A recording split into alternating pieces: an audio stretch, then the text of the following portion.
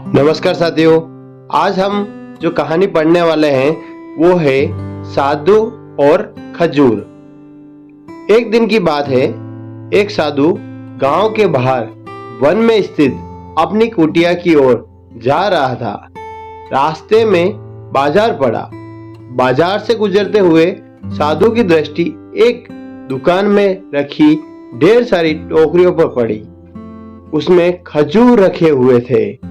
खजूर देखकर साधु का मन ललचा गया। उसके मन में खजूर खाने की इच्छा जाग उठी, किंतु उस समय उसके पास पैसे नहीं थे। उसने अपनी इच्छा पर नियंत्रण रखा और कुटिया चला आया। कुटिया पहुंचने के बाद भी खजूर का विचार साधु के मन से नहीं निकल पाया। वह उसी के बारे में ही सोचता रहा। रात में वह ठीक से सो भी नहीं पाया। अगली सुबह जब वह जागा तो खजूर खाने की अपनी इच्छा की पूर्ति के लिए पैसे की व्यवस्था करने के बारे में सोचने लगा।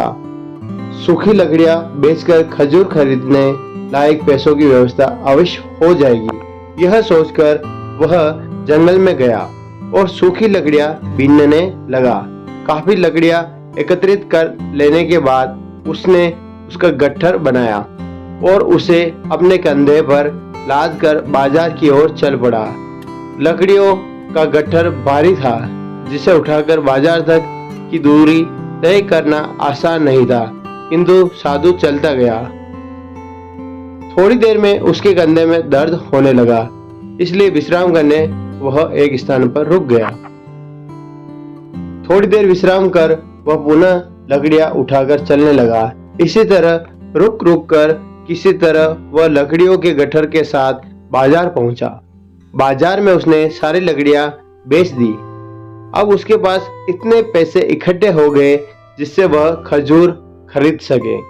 वह बहुत प्रसन्न हुआ और खजूर की दुकान में पहुंचा। सारे पैसों से उसने खजूर खरीद लिए और वापस अपनी कुटिया की ओर चल पड़ा। कुटिया की ओर जाते जाते उसके मन में विचार आया कि आज मुझे खजूर खाने की इच्छा हुई, हो सकता है कल किसी और वस्तु की इच्छा हो जाए। कभी नए वस्त्रों की इच्छा जाग जाएगी, तो कभी अच्छे घर की, कभी स्त्री और बच्चों की, तो कभी धन की। मैं तो साधु व्यक्ति हूँ, इस तरह से तो मैं इच्छाओं का दास बन जाऊंगा। यह विचार आते ही साधु ने खजूर खाने का विचार त्याग दिया। उस समय उसके पास से एक गरीब व्यक्ति गुजर रहा था। साधु ने उसे बुलाया और सारे खजूर उसे दे दिए। इस तरह उसने स्वयं को इच्छाओं का दास बनने से बचा लिया। इस कहानी से हमें क्या सीख मिलती? यदि हम अपनी हर इच्छाओं के आगे हार जाएंगे तो सदा के लिए अपनी इच्छाओं के दास बन जाएंगे। मन चंचल होता है, उसमें रह रह कर इच्छाएं उत्पन्न होती रहती है, जो उचित भी हो सकती है और अनुचित भी। ऐसे में इच्छाओं पर नियंत्रण रखना आवश्यक है और सोच विचार कर इच्छाओं के आंकलन के उपरांत ही उनकी पूर्ति के लिए कदम बढ़ाना चाहिए। तभी जीवन में सफलता प्राप्त होगी। हमें इच्छाओं का दास नहीं बनना है, बल्कि इच्छाओं को अपना दास बनाना है। धन्यवाद दोस्तों। इसी तरह से नई नई कहानियों के साथ बने रहेंगे।